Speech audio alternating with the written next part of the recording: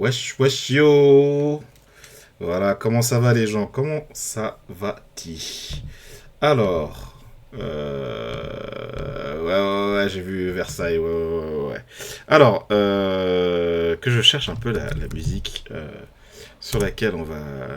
J'avais envie d'écouter du Requiem for a Dream, la BO de Requiem for a Dream, pour cet avant-dernier, parce que c'est ça qu'on fait hein, aujourd'hui, on fait l'avant-dernière lecture de mon roman Le Dieu qui n'a qu'un œil. On avait bien avancé et j'étais content parce qu'on commençait à arriver dans la phase mystique. Donc on sait que on suit les gens qui vont devenir les chevaliers de l'ordre du Temple, donc les Templiers. Qu'on suit deux groupes qui ont été confondus dans l'histoire et voilà, qu'on appelle la secte des Ashichines. Enfin, certains on les appelle les Ashichines, d'autres on les appelle les Assassinoun. Voilà, donc les deux origines du mot assassin.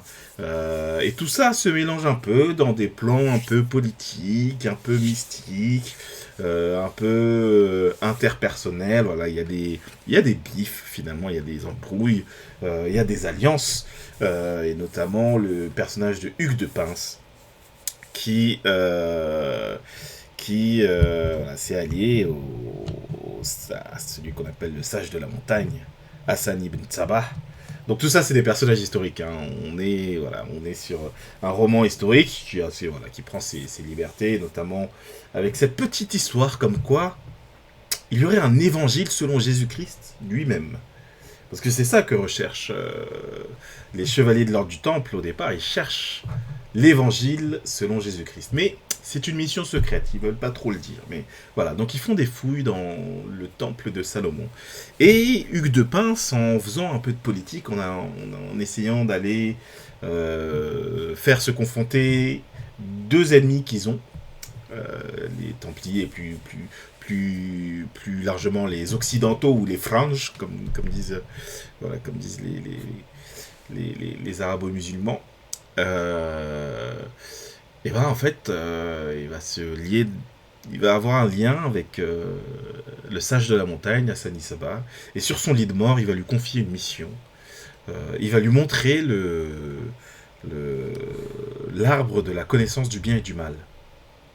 Le fameux arbre dans lequel dont Adam et Ève auraient croqué le fruit. Alors on dit la pomme, c'est pas une pomme. Voilà, il y a un problème de traduction, mais c'est un fruit en tout cas, le fruit défendu. Voilà, il lui a montré physiquement, voici l'arbre. Et l'arbre était tout racorni, etc. On sentait qu'il était en fin de vie, quoi.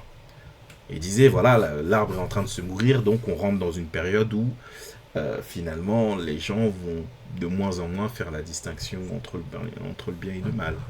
Euh, mais ce qu'il y a de plus grave, c'est l'autre arbre qu'il a cherché, qui est l'arbre de la vie. Et donc, si l'arbre de la vie disparaît, alors la vie disparaît. Tout ça, c'est... Alors, la question de l'arbre de la vie, voilà, voilà, je vous le dis tout de suite. Alors peut-être que ça va être discuté, hein, mais voilà, cette question va pas se régler là dans le roman. Là, il reste un peu moins de 50 pages en tout. Voilà, là, on va conclure sur les histoires qu'il y a actuellement, mais c'est pour la suite qui n'existe pas encore. Mais je pense que je vais prendre le temps d'écrire la suite, tout comme je pense que je vais prendre le temps d'écrire la suite et la fin de la saga Max Weiner. Voilà, donc j'ai écrit 3 tomes, et en fait, c'était une quadrilogie. Donc il manque le dernier tome. Euh, voilà, j'ai passé là depuis cet été le temps à relire mes anciens textes d'il y a 10 ans, 15 ans parfois. Et bon, voilà. À boire et à manger, on va dire, mais il y a des trucs voilà, plutôt bien, même si parfois un peu rude. Merci Left. Hein. Euh, mais voilà, j'ai eu quand même envie de terminer Max Weiner, de poursuivre, parce que je crois que c'était pas encore la fin, mais donc de poursuivre et terminer ce roman-là, voilà, d'y donner une vie. Mais voilà, je sais pas comment, parce qu'à un moment je pensais en faire des livres audio, euh, sachant que j'en ai les moyens techniques, mais que c'est quand même compliqué, et que les livres audio, j'ai l'impression que ça n'a jamais tellement marché, en tout cas, de passer des livres qui sont déjà connus en livre audio, oui, ou d'être Nicolas Sarkozy et de lire Le Temps des Tempêtes, oui, ça fait son petit buzz, mais de faire son propre truc dans ce quoi, donc je sais pas si je resterai au format écrit ou si je donnerai une autre vie à tout ça, parce que en vrai, là, dans un truc un peu médiéval comme ça, voilà, je cherche, vous voyez, tout de suite, je vais chercher un peu des ambiances musicales, parce que tout de suite, ça pose quelque chose de plutôt intéressant, quoi.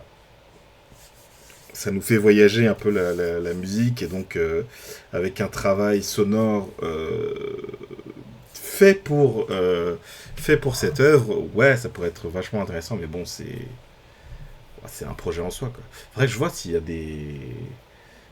En fait, j'ai envie de m'intéresser beaucoup plus à la production, machin, de pouvoir me donner les moyens de réaliser mes projets, donc il faut que je vois ce qui existe en financement de fiction audio, hein, parce que ça existe. Mais ouais, ça me plairait bien, ça me plairait bien. En attendant, c'est peut-être pour ça que je me suis dit, bah, je vais lire les trucs en live, parce que ça donne presque une espèce de livre audio, un peu avec commentaires de l'auteur, puisque je commente en même temps. Donc on va se replonger dans le Dieu qui n'a qu'un œil. Ah oui, j'ai pas précisé, le Dieu qui n'a qu'un œil, qui est dans la tradition musulmane, le Dajjal, le faux prophète, le faux messie, celui qui viendra à la fin des temps et qui se fera passer pour le Messie, qui se fera passer pour Jésus-Christ.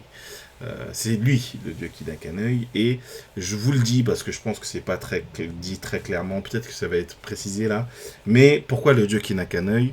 Parce qu'il est représenté par un triangle et un œil. Voilà, on va chercher tout l'imaginaire un peu Illuminati, machin, ce symbolisme-là. On va pas chercher les Illuminati, je crois pas que j'allais sur ce truc-là, mais en tout cas, le symbole du triangle avec un œil, qui est parfois utilisé pour représenter Dieu, et ben voilà, j'en fais quelque chose qui représente en fait le Dajjal, le faux Messie, voilà, qui viendra à la fin des temps.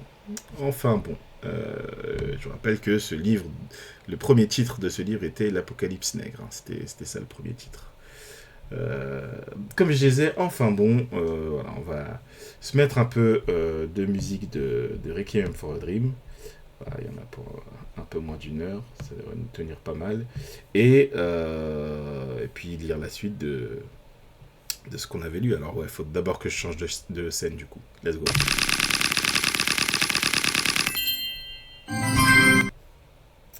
Petite musique. Et on est bon. Chapitre... Ah oui, je vais vous zoomer.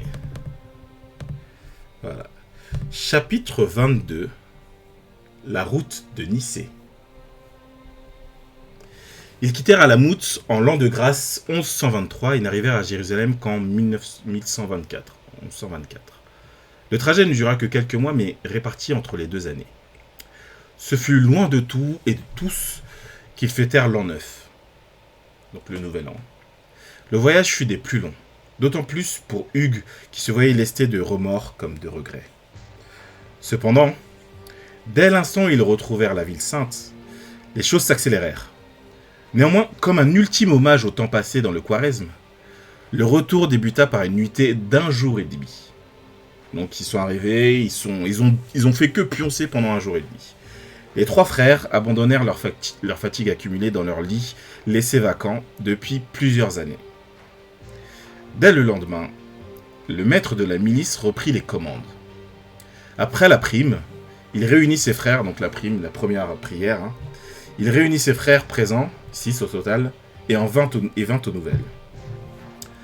Avant toute chose, je souhaite vous transmettre ma joie de retrouver chacun d'entre vous. Je suis d'ailleurs peiné que nous ne soyons pas au complet. Attendez, je vais baisser un poil le son. Alors, ça recommence sur OBS. Ah, ça n'a pas l'air si... Alors, je vais baisser plutôt le son dans mon casque. Voilà. Les frères Gondemar, Roland et Archambault tiennent la tour du Détroit, répondit Godefroy de Saint-Omer. À eux 3, ils parviennent à protéger les pèlerins. Donc voilà, il s'était donné une mission de construire une tour. Tout ça, c'est des éléments historiques, hein. Il y a une vraie tour qui a été construite, et il me semble qu'elle a été construite par des Templiers. Si je le dis, c'est... Je sais pas si j'invente, mais je crois pas. Pour protéger les pèlerins. Parce que là-bas, il y avait beaucoup d'attaques, quoi. À eux trois, ils parviennent à protéger les pèlerins. Dans sa dernière lettre, Gondemar disait même que certains de ces pèlerins se sont joints à eux. Notre milice s'agrandit alors. J'ignore si ses mains sont prêtes à prononcer les vœux. L'épître est peu claire là-dessus. Il rend compte que de la tâche de protection des pèlerins. Je vois. Une réunion plus complète est impérative. Certainement. Et vous, frère, qu'avez-vous à nous rapporter de votre long périple? Vous voulez que nous commencions? Soit. La vie a été un véritable cauchemar là-bas, coupa païen de Montdidier. Vous imaginez bien vivre parmi ces gens-là. Fort heureusement, l'objectif que nous étions fixé a été atteint. Les Sarrasins vont pouvoir s'entretuer et nous laisser un peu de répit dans notre quête. Ce qui nous contrarie le plus, c'est que cela a été dur et long. Ils ne se sont pas rendus paix pour les... Ils ne sont pas vraiment paix pour les arts de la bataille. Nous, néanmoins, hommes, ils se peuvent oxyre. Et c'est tout ce que nous leur demandons. Jusque-là, il n'y a eu qu'un meurtre. Mais nous pouvons espérer que cela pourra se multipliera par la suite. Alors, pour notre orchestre, où en sommes-nous? Bon, j'espère que c'est clair un peu ce qu'il essaye de dire. J'essaye de faire son accent, mais c'est pas facile.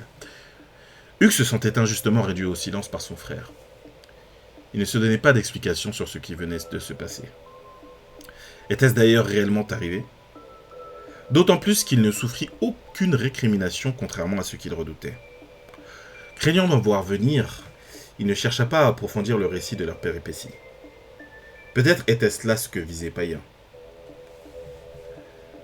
Les fouilles avancent graduellement, nous avons réussi à dégager la façade, nous sommes en train de déblayer l'entrée, mais l'affaire sera difficile tant que nous serons si peu nombreux. Les musiques sont grave courtes dans...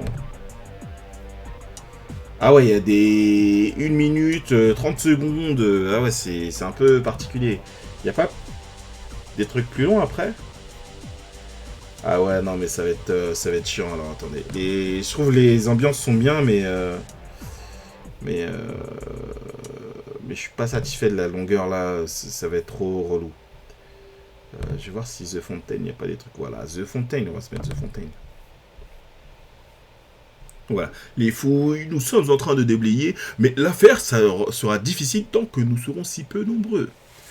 C'est bien pourquoi je te demandais si les aides du Détroit sont de véritables miliciens. Leurs mains auraient peut-être davantage d'utilité ici plutôt que là-bas. Certes, néanmoins, c'est avant tout la protection des pèlerins que c'est avant tout à la protection des pèlerins que nous sommes assignés. Si nous négligeons cette tâche, nous aurons à nous en expliquer devant le roi comme devant le Seigneur. Bien loin de moi l'idée de négliger cela. Je vous ai présenté dans l'acceptation de cette tâche pour mission principale de la milice. Je vous ai représenté dans l'acceptation de cette tâche pour mission principale de la milice. C'est pourquoi je me chargerai de Sa Majesté afin d'obtenir plus d'hommes. Cela m'amène à vous faire part d'une autre découverte faite à Alamout. Alamout, c'est là où vous étiez, n'est-il? Certes. Ce dont je vais vous parler risque de vous effrayer, vous abasourdir ou encore vous excéder. Qu'est-ce donc? Il s'agit du dieu qui n'a qu'un œil. Aïe, aïe, aïe, aïe, aïe. Il engrava le symbole à même le bois. Les frères durent se pencher sur la table pour espérer l'apercevoir. Un dieu? Ça? Je ne vois qu'un triangle et un cercle en son centre. C'est le symbole du dieu qui n'a qu'un œil. Alors c'est un œil ce truc? J'ai bien vu de meilleures gravures par le passé, sans vouloir te vexer aucunement, frère. Et puis, il n'y a qu'un seul et unique Dieu. Dieu. Petite citation. Tu n'auras pas d'autre Dieu que moi. Ah non, c'est l'autre qui fait... Pardon, je dois faire son accent. Tu n'auras pas d'autre Dieu que moi. Tu ne paieras aucune idole, aucune image de ce qui est là-haut dans les cieux et en face sur la terre, ou dans les eaux par-dessous la terre. Tu ne te prosterneras pas devant ces images pour leur rendre un culte, car moi, le Seigneur ton Dieu, je suis un Dieu jaloux. C'est ceux qui me haïssent, je punis la faute des pères sur les fils, jusqu'à la 3e et la 4e génération. Mais ceux qui m'aiment et observent mes commandements, je leur garde ma fidélité jusqu'à la 1000e génération. Tel est le premier des commandements énoncés dans le décalogue. Les paroles de Dieu lui-même. Garde-toi bien de les fabouer, Hugues. Je ne les bafoue en rien. Je ne les bafoue en rien. C'est précisément le contraire. Le Dieu qui n'a qu'un œil n'est point Dieu, mais imposteur. Que nous en parles-tu donc? Car, mes frères, il est habile imposteur. Il œuvre dans le sens du malin. Et pensez-vous le malin faiblard? Loin de là, à l'évidence. Alors prenez garde à son faux messie. Messie? Exact.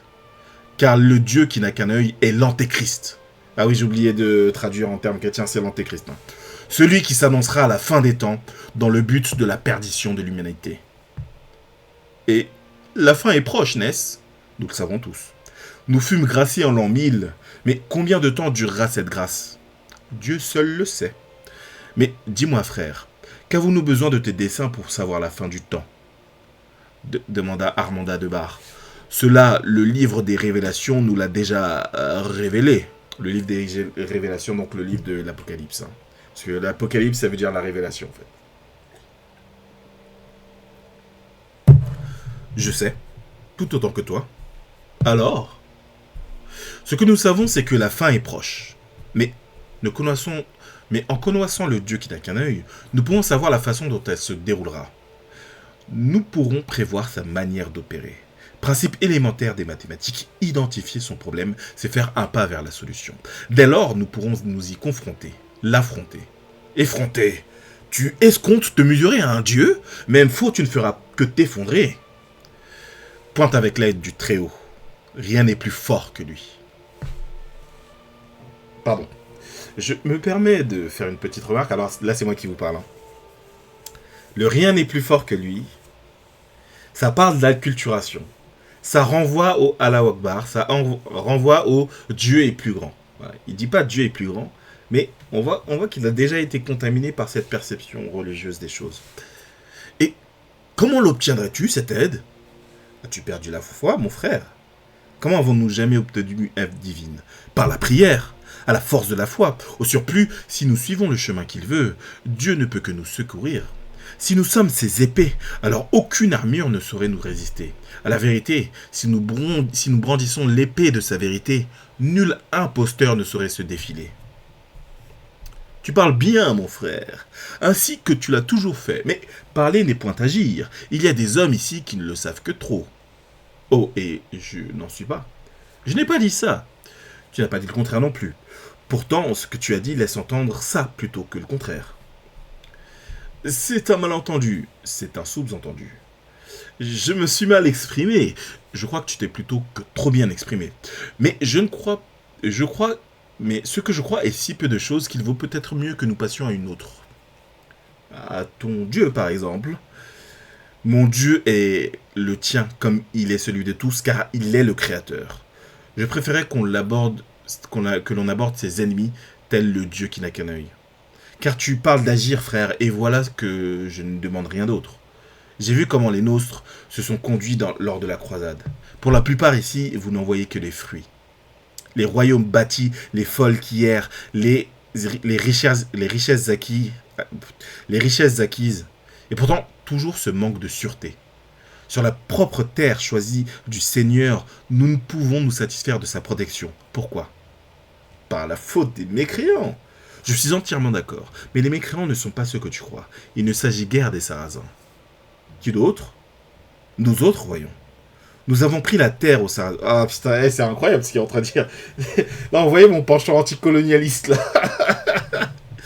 Il y a plein de trucs que je trouve intéressants avec le côté, voilà, Hugues, qui va dans une forteresse, chez des musulmans, machin, et qui est imprégné, finalement, qui est ouvert à être imprégné de leur foi, eux. Pas vraiment de leur foi, il ne s'est pas converti à l'islam, mais leur manière d'aborder leur foi, par contre, ça l'influence. Et du coup, là, on revient en disant, non mais, oui, si on n'est pas béni ici, c'est parce qu'il y a des mauvais croyants, mais les mauvais croyants, c'est pas les Sarrasins, en fait. C'est pas les Arabes, les mauvais croyants. C'est nous. C'est nous qui sommes sur cette terre, et c'est nous qui ne sommes pas bénis. Donc il faut qu'on se remette en question. Et donc cette remise en question, tout de suite, ça vient dans un anticolonialisme, voilà. Un petit BDS pour finir. Ouais, c'est un peu ça, ouais. Nous avons pris la terre aux Sarrasins il y a de cela 25 ans.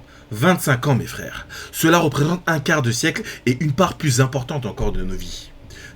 Parce qu'il me semble que au Moyen-Âge, les gens vivaient une cinquantaine d'années, quoi. C'est ce que j'avais retenu comme info. Si importante que nous n'osons y songer. Songeons donc à ce qui cause la déperdition de cette terre sur laquelle nous vivons. Ne dit-on pas que l'on peut juger un homme à la qualité de ses terres? Qu'est-ce à dire pour celle que vous avez creusée, mes frères? Cette terre est maudite, réagit Geoffroy Bizol. Non point.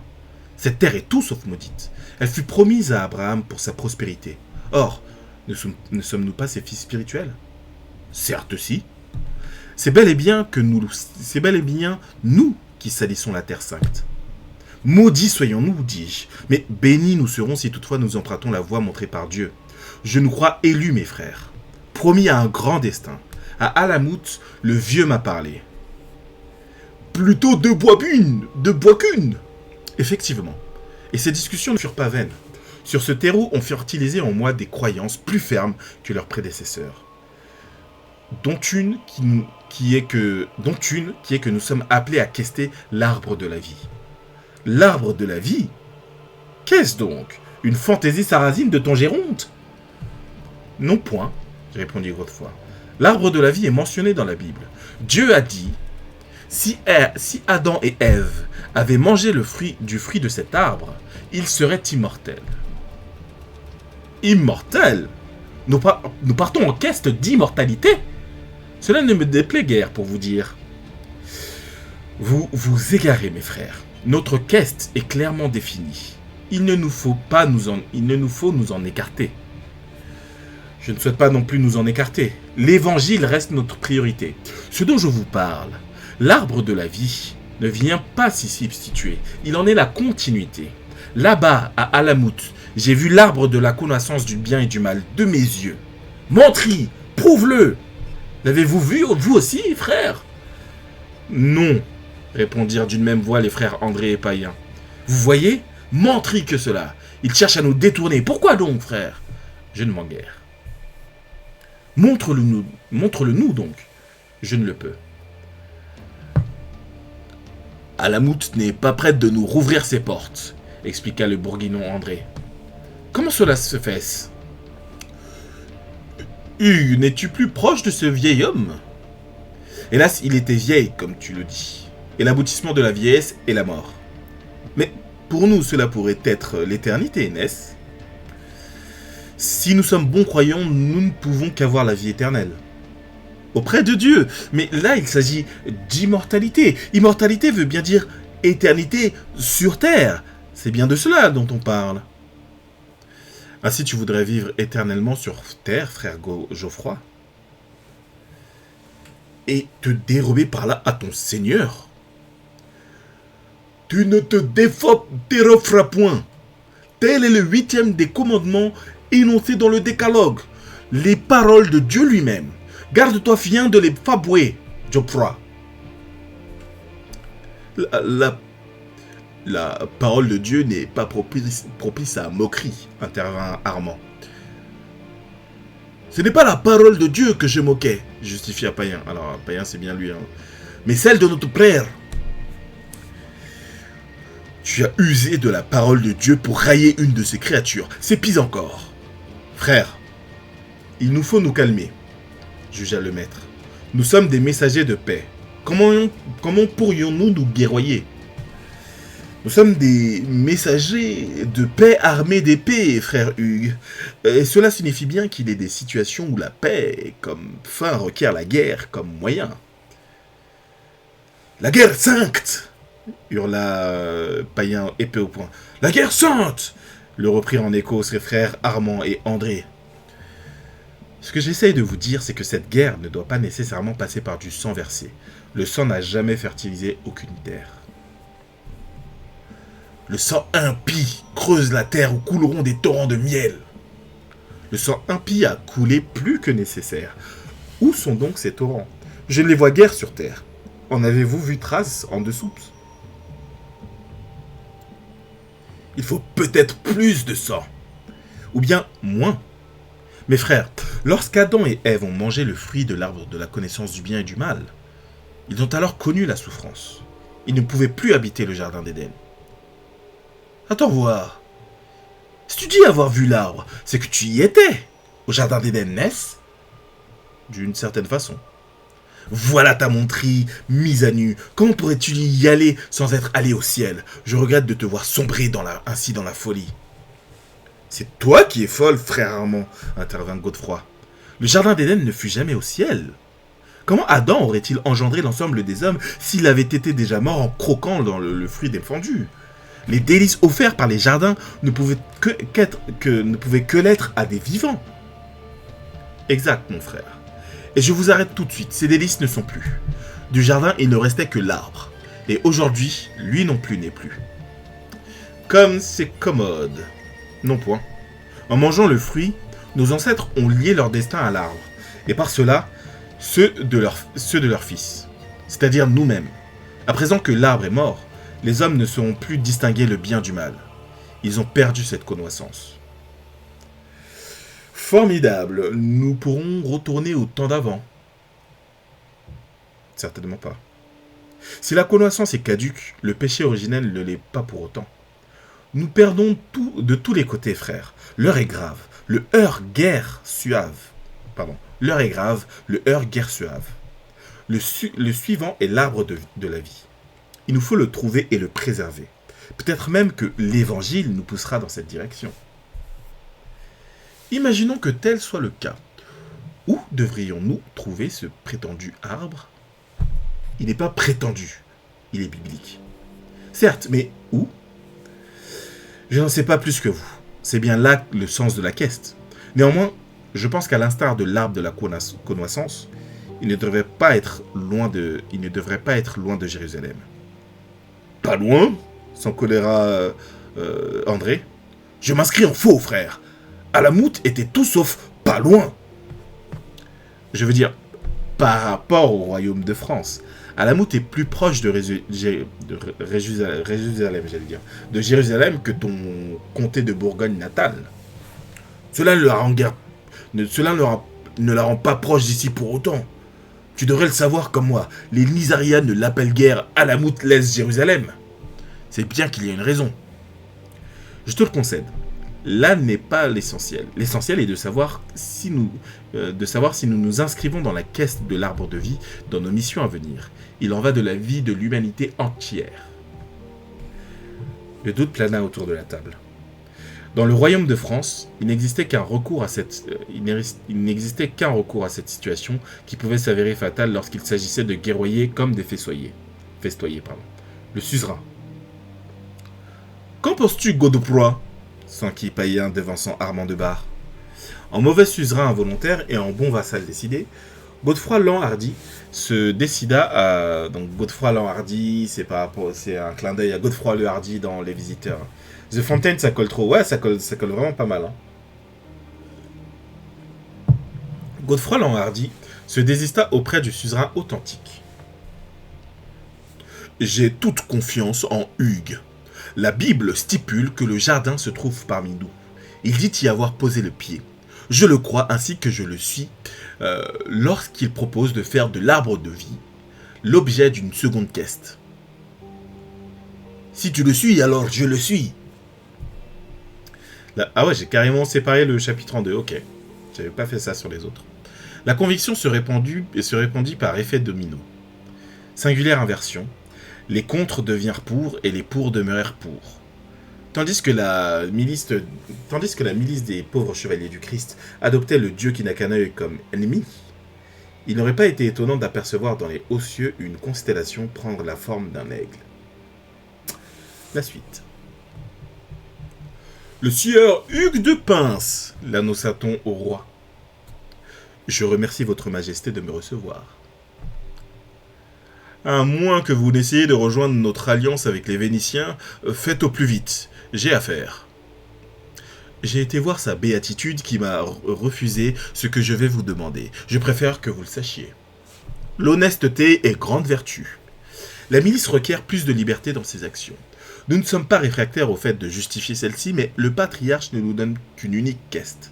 Or, il nous semble impératif d'en ajouter une. « J'aviserai de la justesse de toute autre queste en temps voulu », a-t-il dit.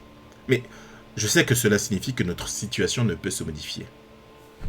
Ainsi, le pouvoir de Dieu se dérobant à vous, vous jugez opportun de vous en remettre au pouvoir des hommes. Mais faut-il vraiment répondre? Si vous tenez à mourir, non seulement ma royauté ne m'est due que par la grâce de Dieu, mais en plus, je ne puis me permettre de prendre une décision lorsque sa béatitude en a appris la contraire. Vous êtes ces hommes, point les miens. Nenni, nous sommes chevaliers. Certes, vous êtes clercs et laïcs, mais l'équilibre entre le pouvoir de Dieu et celui des hommes est fort précaire ces temps-ci.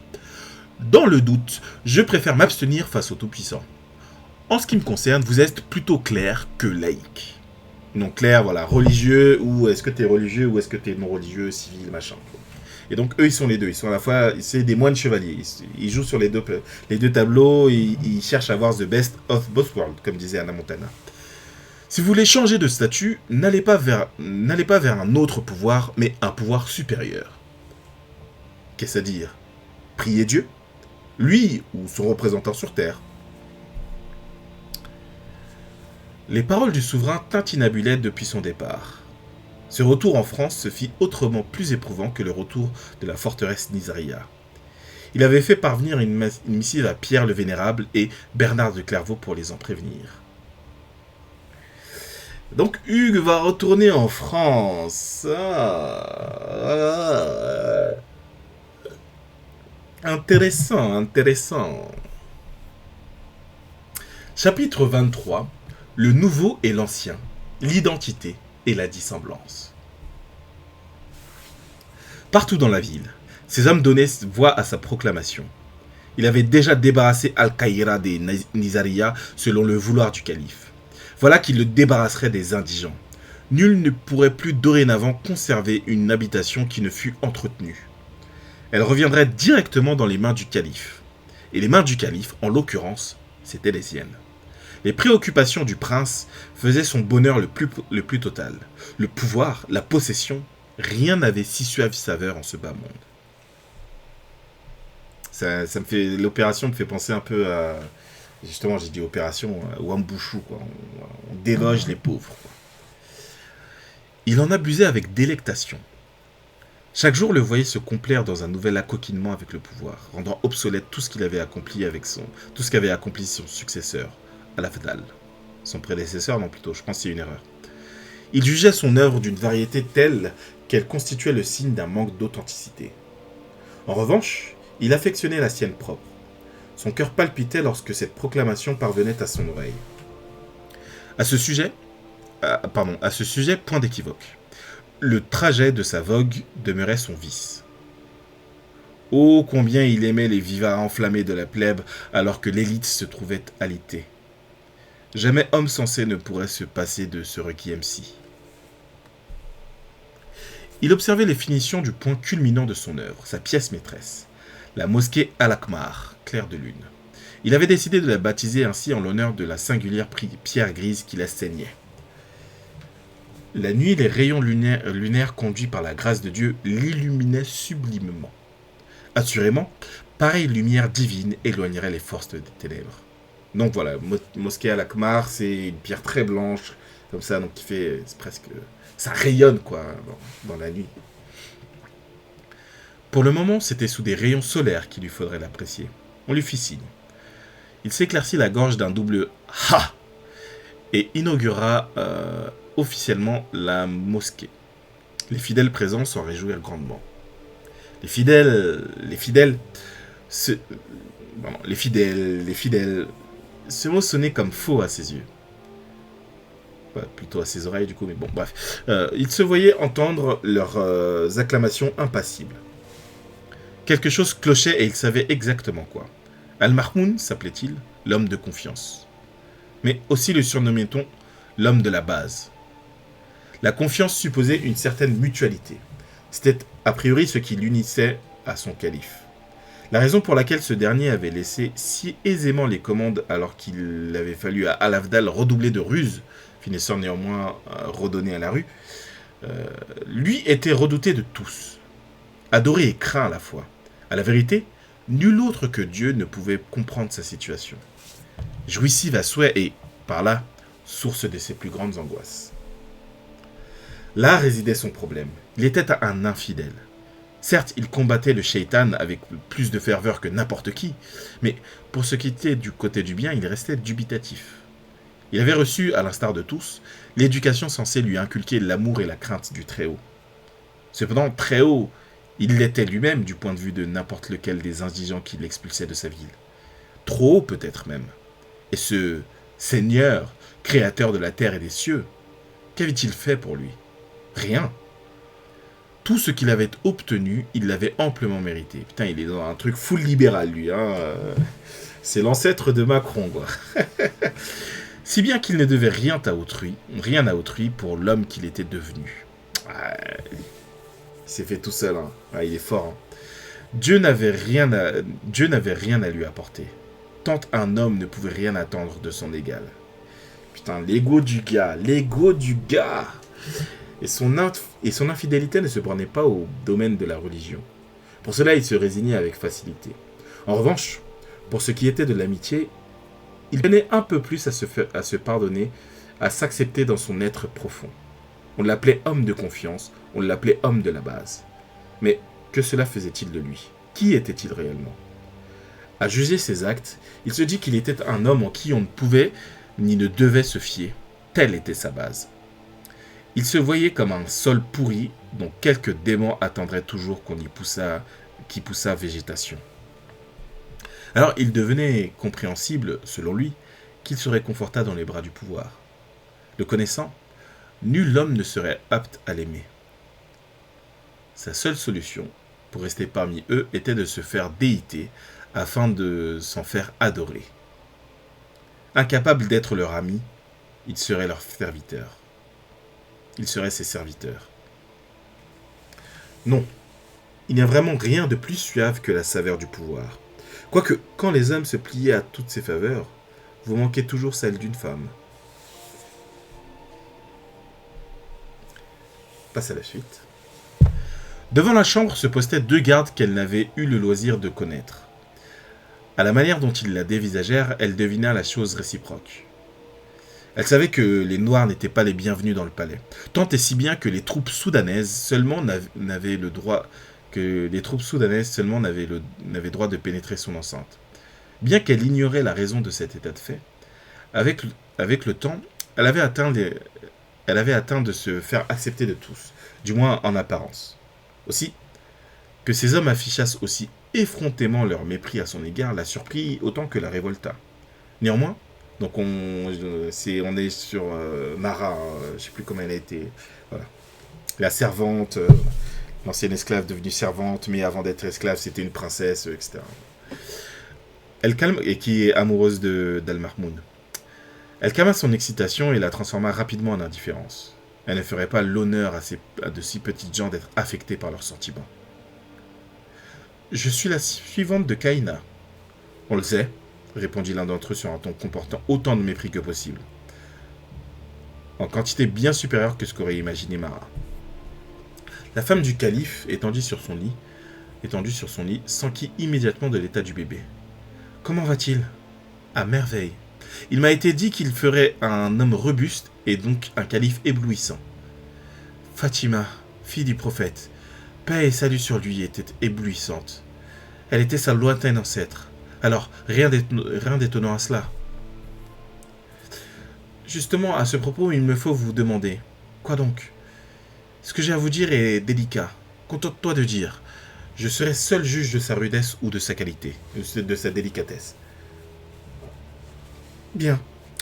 Il me faut vous demander si vous savez qui est le père. Il te faut me demander si... Pour qui me prends-tu? Une putain? Non pas. Il se trouve simplement que cet enfant risque d'être calife, et étant donné tes nombreuses fréquentations... Étant donné mes nombreuses... Tu n'as pas à m'insulter de la sorte. Je vais être mère. Pour dire vrai, tu l'es déjà. Raison de plus pour me témoigner davantage de respect. Point d'irrespect là-dedans. Un peuple qui vend ses maîtres, là est l'irrespect. Tu sais... Non, pardon, c'est pas la même personne. Tu sais, mon mari ne t'a jamais vraiment apprécié. Rien de tel ne lui est demandé. Il disait, la suite d'une femme de calife n'est pas à la place d'une noire. La phrase cinglait à ses oreilles, d'autant plus que Kaina avait accentué le dernier mot. En arabe, noir et esclave se partageaient un même terme. Le double sens ajoutait alors au poids du caractère offensant de la sentence. Ma condition... Mais j'ai appris une chose récemment. Son grand-père est né d'une esclave soudanaise. Tu peux le croire, toi? L'arrière-grand-mère du calife était une femme de ton peuple. Et esclave en sus. Une comme toi, en somme. Je n'y vois rien d'avilissant. Sois sérieuse. Nous parlons du califat, pas de tes lointaines contrées sauvages. Point aussi lointaine que tu l'imagines. Peu importe. Ce qui compte, c'est que le calife est un sang impur doublé d'un traître à son sang. Un comme toi, en somme. Un villageois de mes lointaines contrées sauvages m'a dit un jour ce proverbe. Tout seigneur ne peut obtenir de Dieu que les serviteurs dévolus à son mérite. Je n'ai que faire de tes fadaises d'insectes.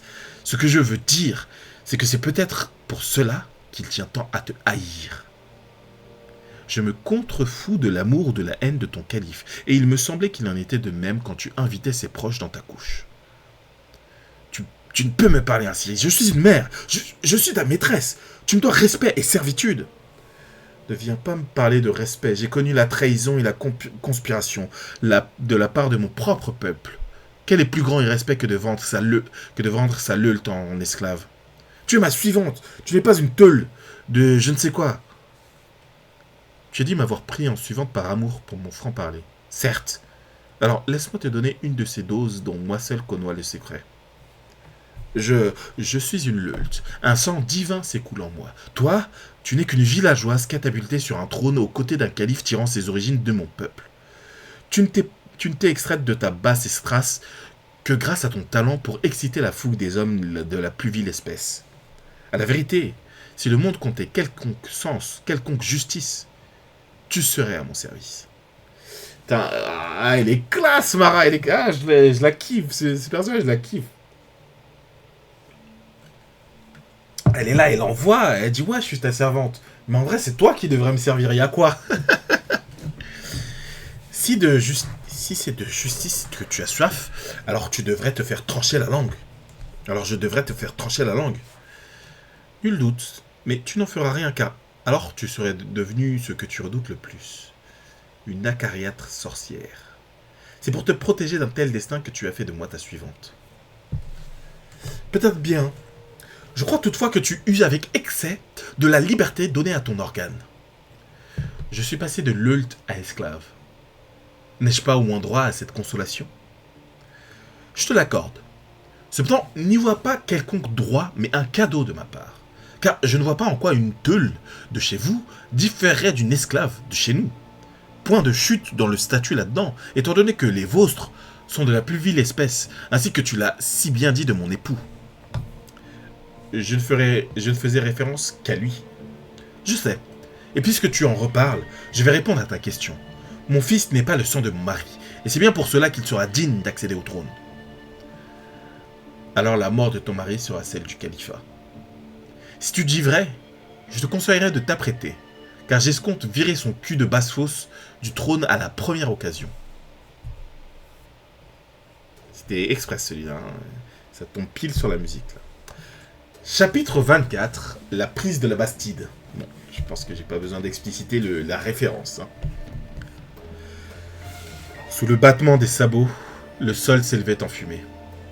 Plus agressive qu'une brume, cette dernière ajoutait au caractère effrayant des assaillants. De Damas, les mieux dotés ne pouvaient voir que l'avant-garde pour le moment.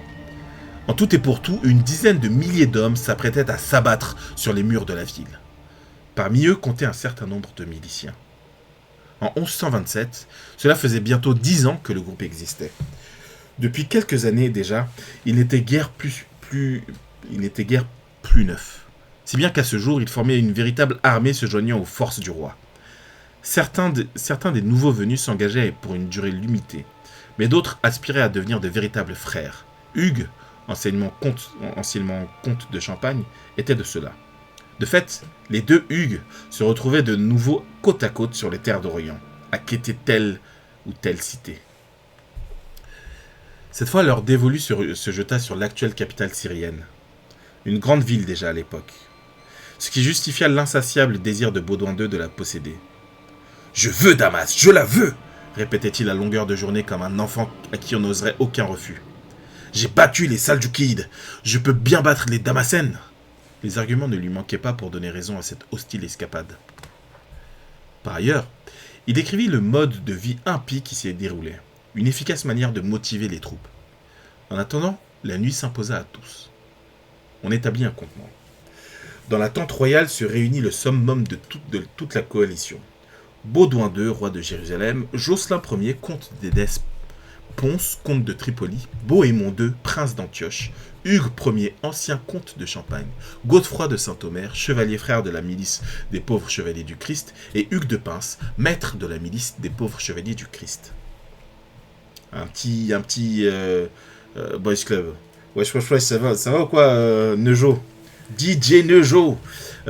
Écoute, je lis mon propre roman que j'avais écrit il y a genre 10 ans, qui est un roman un peu à l'époque des Templiers, donc on est au Moyen-Âge. Et en gros, voilà, le résumé, c'est que les Templiers ont une mission secrète qui est de chercher un évangile écrit de la main de Jésus le Christ lui-même. Ça, c'est la partie où j'invente, mais sinon, c'est un truc vraiment historique où voilà, il y a plein de trucs qui sont des vrais faits historiques. Donc, ils ont cette mission-là de fouiller dans le temple de Salomon, etc., parce qu'ils ont trouvé des documents qui disent que peut-être il y a un évangile écrit par le Christ.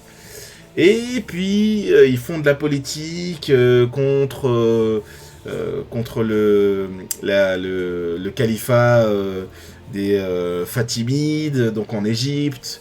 Ils vont aussi en Iran, dans la forteresse d'Alamout, etc., où ils découvrent en fait l'arbre de la connaissance du bien et du mal, donc l'arbre dont Adam et Ève ont croqué le fruit.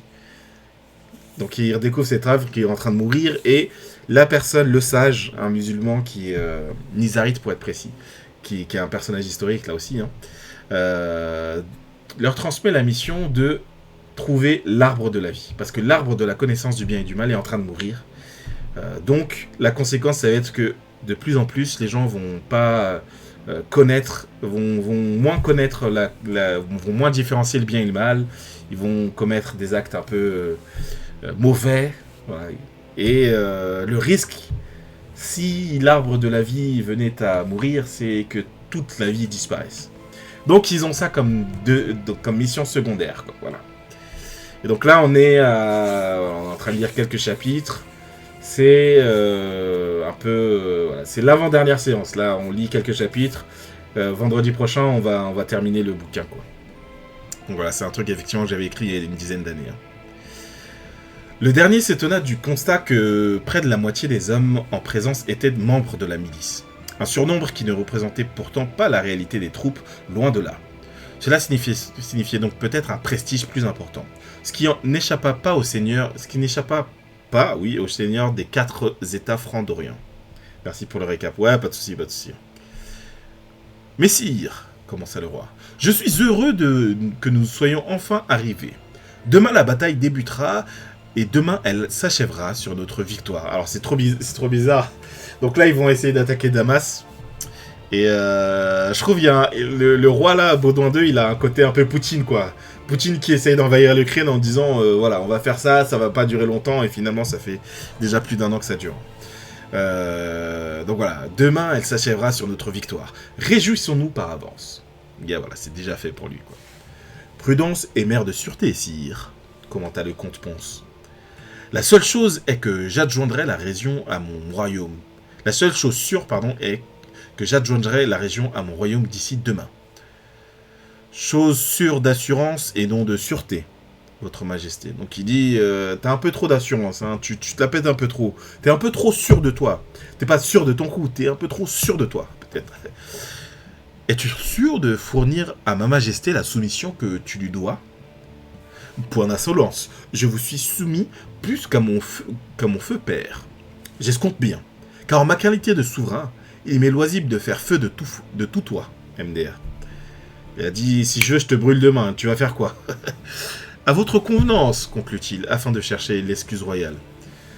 Le vizir devrait nous envoyer de nouvelles informations demain. Nous aviserons de la stratégie à adopter une fois que nous en saurons plus sur leur situation. Almazdagani était tout sauf un imbécile. Depuis sa défaite à Assas, face au chevalier franc, effectivement, Tyrant style, ouais, clairement. Face au chevalier franc, l'Atabek se mourait. Usé par ce bas monde, donc là on est chez les Damascènes. Bon, bref, Damascènes, on va dire. J'ai pas envie de dire que c'est un autre califat que ce que je crois. Usé par ce bas monde, le temps venait pour lui de rejoindre le Très-Haut. De ce fait, Bourri assurait sa régence. Sa façon de s'associer avec des intrigues... Alors là, là c'est que des nouveaux personnages, hein, pour te dire... Nejo, voilà, là, tout ça, c'est... On les connaît pas encore, donc ça fait beaucoup de personnages. Hein. Sa façon de s'associer avec des intrigants, émirs comme hauts fonctionnaires, l'inquiétait. D'autant plus que la populace se montrait de plus en plus opposée à ses amis et uniques alliés, les Assassiyun. Donc les Assassiyun, c'est des assassins, voilà, c'est ce qui a donné le nom d'assassins. On les a déjà croisés dans le roman, et ils viennent du fort d'Alamout en Iran, où était aussi Hugues de Pince le Templier. Voilà. Ici, on les nommait Batini, c'est-à-dire ceux qui cherchent le batin, le sens caché des choses. C'est vrai ça. Alors, tout ça, c'est des vraies choses par contre. Tout ça, c'est vraiment historique. Ils étaient haut placés. Les Assassiyun, c'est une des origines du mot assassin. Il y a soit ça, soit Ashishin. Voilà, il y a deux trucs. Et les deux existent dans ce roman. Dans ce roman, on dit que c'est deux choses séparées, alors que voilà, il y a un doute dans l'histoire. Est-ce que c'est deux mots pour désigner la même secte ou pas, voilà. C'est là que ça vient Assassin's Creed, évidemment. Ils étaient haut placés dans les sphères civiles que... Donc ouais, Assassin's Creed, Alamout, voilà. C'est le fort d'Alamout où ils étaient, la forteresse d'Alamout. Assassin's Creed, voilà, la secte des Assassins, tout ça. Ils étaient haut placés dans les sphères civiles tant dans les sphères civiles que militaires. Toutefois, le désamour des émirs et du peuple suffirait à leur perte. Et le vizir de Damas tolérait beaucoup de choses, mais pas sa propre perte. Un Dari, donc un prédicateur, lui avait fait part de ces francs qui vivaient à Alamout. Dès lors, Almazdagani perçut son intérêt à établir le contact avec Jérusalem. Dès lors, Baudouin II devint son nouvel allié. Il avait prévu d'attaquer vendredi, afin de rencontrer une défense minimale. L'effet de surprise irait aussi dans leur sens. En politique comme à la guerre, vital était de conserver une avance sur ses ennemis. Comme à son habitude, lors de ses heures perdues, il se baladait dans le pavillon des roses. Le rosier de Damas se hissait aisément à la place de la plus belle fleur au monde, à son avis. Bien qu'il... Ah ouais, elle est partie direct, la musique, là. Bien qu'il ne connût guère l'infini... C'est trop bizarre, parce que... Là, c'est pas trop long, là. C'est un peu trop. On est où? Ah ouais, on est vers la fin, là. Je vais baisser un peu et laisser quand même un peu cette musique. Bien qu'il ne connût guère l'infinie variété à laquelle il la comparait, en plein jour, les pétales de rose arboraient des reflets blanchâtres et délicats. Mais sous le ciel enténébré de la nuit, elles adoptaient une couleur violacée, quasi pourpre. Avec le temps, il avait fini par tant adorer cet aspect de nuit qu'il ne pouvait qu'aborer sa finesse diurne.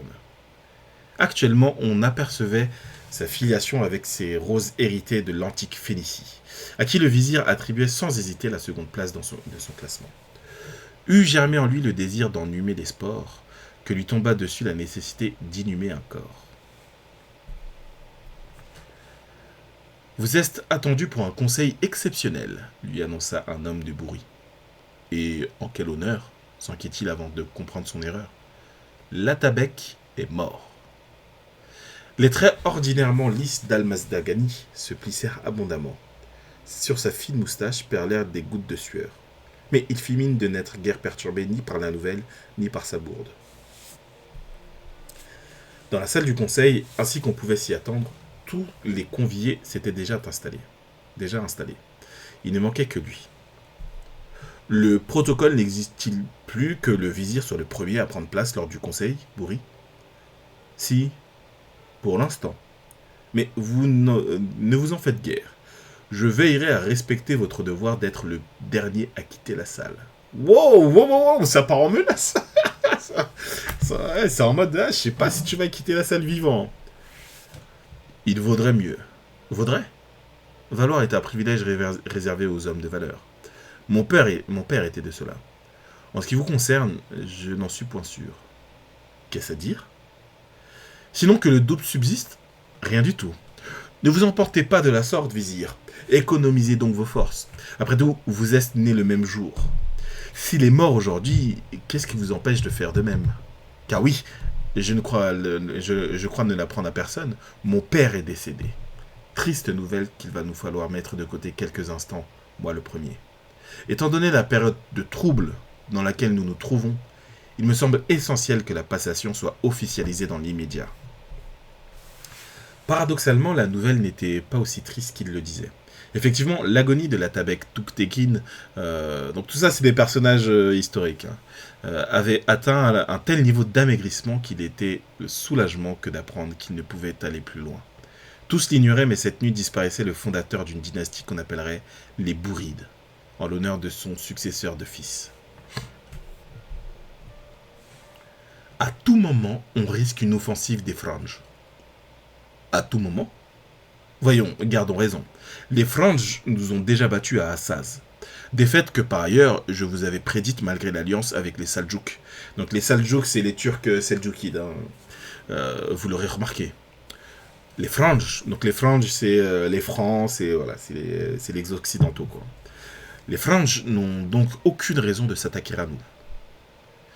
Peut-être est-ce dans les villages qu'on vous a forgé un enseignement de stratégie militaire, vizir.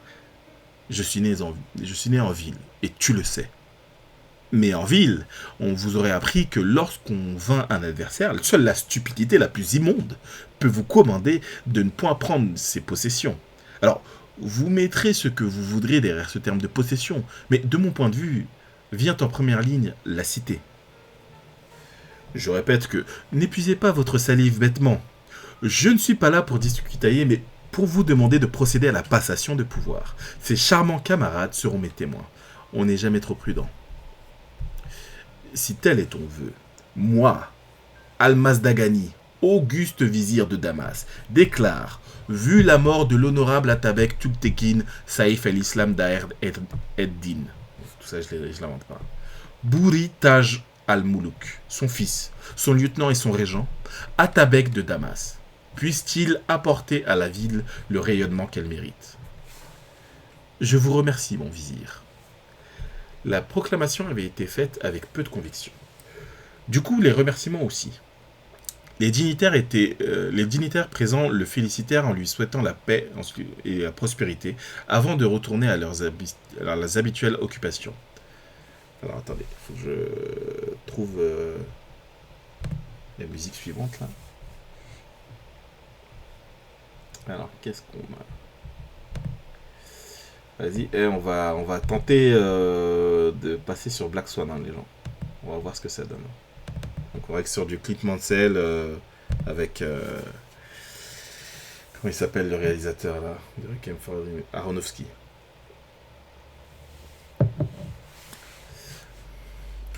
Les deux hommes les plus importants de la région demeurèrent seuls dans une pièce large mais néanmoins trop étroite pour leur prestige. Le fait était assez peu courant. D'ordinaire, Atabek et Vizir ne communiquaient que par serviteurs interposés, ne se rencontrant qu'à l'occasion de visites officielles. Parfois, des années s'écoulaient entre deux visites, tant et si bien que les deux hommes ne se reconnaissaient pas au premier coup d'œil. Il y eut même dans l'histoire quelques absurdes accusations de tentatives d'usurpation. Je pense que si je le mets, c'est que c'est vrai. Parce que vraiment, j'ai dû faire des recherches. Là, on est en 1127. Ouais, l'histoire, elle commence en 1118. Mais je suis remonté 1000 ans avant. Enfin, c'était un truc. Tu fais des trucs en même temps, c'est normal si je ne pas direct. Ouais, il n'y a pas de souci, il n'y a pas de souci. De toute façon, ce stream, c'est souvent... ouais, quand c'est de la lecture, l'idée, c'est surtout d'écouter. Hein. Étonnamment, l'absence d'autres hommes lui rendait l'ambiance absconse. Conformément au protocole, il devrait sortir en dernier. Pourtant, Bouri resta là à observer d'un mauvais air. Ouais, j'ai fait 2 ans de recherche Historique, hein. Alors 2 ans, pas à temps complet, hein. Je faisais mes études et tout, mais ouais, j'ai charbonné. Attends, 2 ans. Je sais pas, non, peut-être j'ai fait 1 an de recherche et 1 an d'écriture, je sais plus. Mais j'ai cherché pendant au moins 1 an, ouais. Quelques rictus se hasardaient sur le coin de ses lèvres. Al-Mazdagani se laissa absorber par son imagination. Il songea à la fleur d'absinthe dont les senteurs lui revenaient de son voyage dans le Maghreb. D'aucuns extrayaient de l'alcool de cette troisième plante de son classement. On disait que cette liqueur avait de quoi transformer le premier des amateurs de vin en irréductible abstème. Quitter sa chaise le démangeait, mais il lui fallait s'abstenir. Tenir jusqu'à ce que quelque chose se démêlât dans cette situation abstruse. Son souhait se concrétisa ironiquement dans une réflexion qui lui parut abstraite. Ma première action sera de t'enjoindre à me vouvoyer. Tu comprends, maintenant que je suis à ta bec, je ne voudrais pas que ta manière de t'adresser à moi soit mal interprétée. Si tel est votre vœu. Je sens que quelque chose te gêne là-dedans. Tu n'es pas à l'aise à me vouvoyer. Il me faut le temps de m'y habituer. Hélas, vois-tu, le temps, nous n'en avons pas. Mais ne t'en fais pas. Mon père m'a enseigné la magnanimité. Pardon. La stupidité seule peut commander d'ordonner à un homme ce qui lui est impossible d'accomplir. Voulant protester que cela n'était pas impossible, le vizir fut interrompu par son atabek. Ce dernier effectua un signe de tête désignant quelque chose derrière lui. Se retournant, il constata qu'un homme, de noir vêtu, s'était approché de lui à son insu. Il dégaina un poignard et lui enfonça dans la gorge. Donc ça, c'est un assassin. La lame obstruait sa trachée. Je pense que c'est sa trachée, pardon, non, c'est bien ça, sa trachée. La lame obstruait sa trachée. En la plantant, il l'avait étouffé en plus de le harponner. Le sang lui dégoulinait sur la poitrine et surtout sur les vêtements. Un tissu qu'il avait fait importer de si loin. Le souvenir de son origine derrière lui échappait. Sa mémoire ne comportait plus qu'un unique lieu, comme unique lieu que Damas, qui elle aussi lui échappait. Naître et mourir à Damas. Et oui, tous les Vindaï, vivre et mourir à Dakar. Voilà, c'est référence à tout ça, quoi. Naître et mourir à Damas. Il en avait rêvé. Pourtant, les souvenirs qui s'enchaînaient dans son esprit s'apparentaient plus à un cauchemar. Altaïr, référence à Assassin's Creed, t'as capté. Altaïr gardait donc c'est lui l'assassin, voilà, il s'appelle Altaïr. Gardait ses mains sur l'arme. Il poussa le buste d'un coup de pied, en même temps que de tirer la tête avec ses mains et sa lame. Ah ouais, il le décapite carrément. Le chef du vizir se détacha du coup. Le chef du vizir détala du coup. Ok. Non sans remercier, sincèrement cette fois, son Achichine. Shams va récupérer la tête esselée. Il suivit le nouvel Atabek sur le luxueux balcon d'où il s'adresserait à ses sujets. Donc, pourquoi je mets Achichine là alors que c'est censé être des Assassinoun? Parce que les Achichines, donc c'est deux sectes séparés hein, dans mon histoire. Dans le thème pour le prochain Assassin's Creed, sérieux? Putain. Donc dans mon histoire c'est deux trucs séparés, mais les Achichines commettent des meurtres au nom des Assassinoun, voilà, pour un peu pour des enjeux de stratégie politique quoi, ils se font passer pour eux et tout. Donc là c'est possible que le sous-entendu de mettre Achichine ici, c'est de dire que en fait ce sont des Achichines qui se font passer pour des Assassinoun. Bref. Peuple de Damas, l'Atabek, mon père, est mort, et il en est de même de son traître de vizir. Sur ces entrefaites, Shams jeta en bas le captum mortum, donc la tête morte de l'homme, qu'il venait de jeter à bas. La ville, sur ce, entra en fête. En fait, entre orgie de meurtre et massacre orgasmique, la populace n'avait pas à faire de choix. Tous les moyens étaient bons pour oxyre les misarites du coin.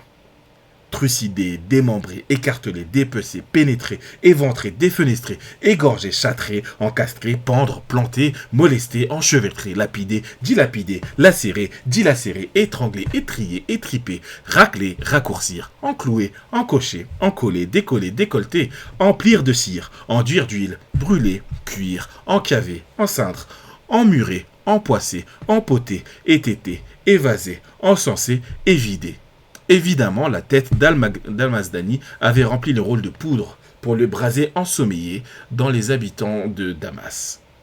Poudre aux yeux d'abord, car il n'existait aucune preuve qu'il ait trahi les siens.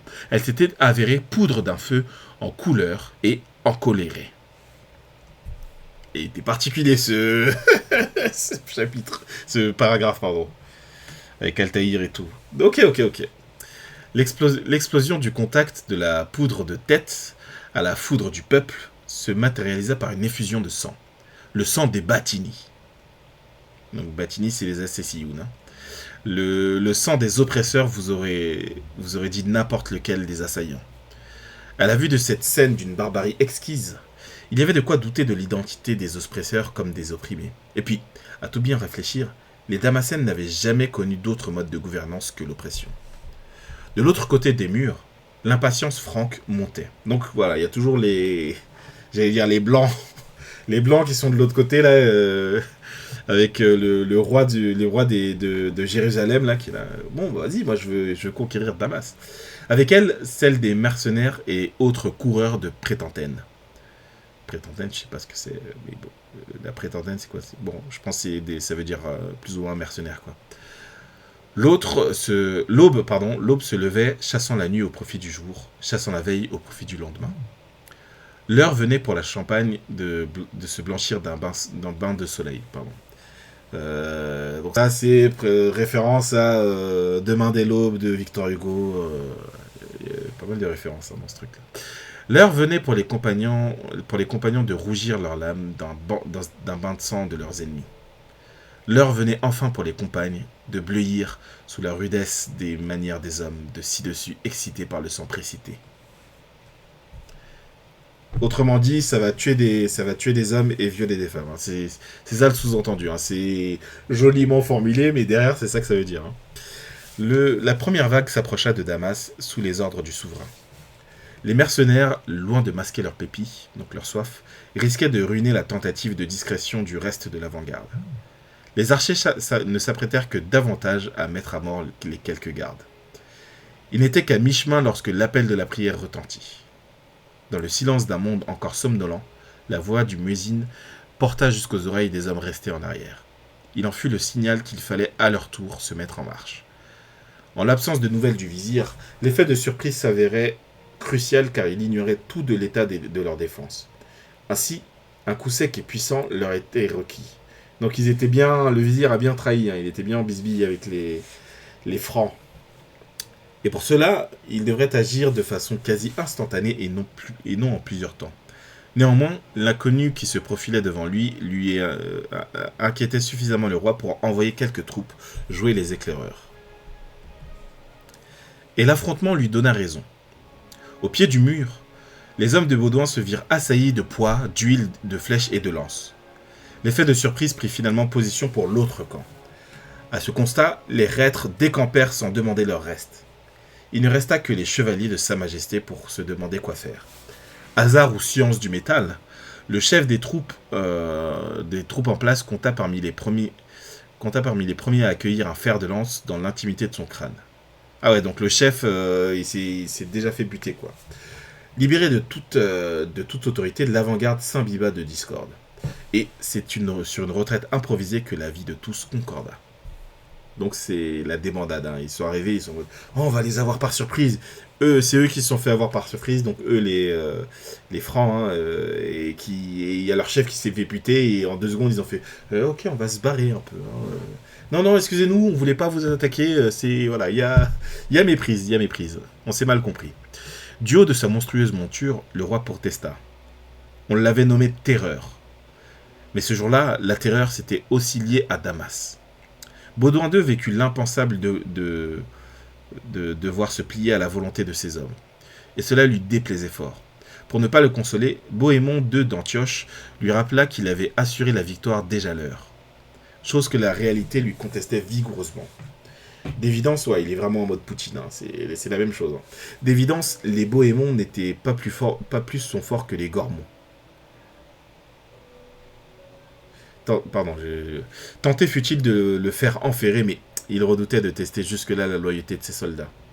À dire vrai, lui-même se trouvait terrifié. Rien de pire pour un homme de pouvoir que de se révéler impuissant. Si de besoin, son expérience récente venait de le lui attester. Bien que détestant cet ordre, il sonna la retraite. Cependant, il ne supporterait pas de rentrer bredouille de cette escapade.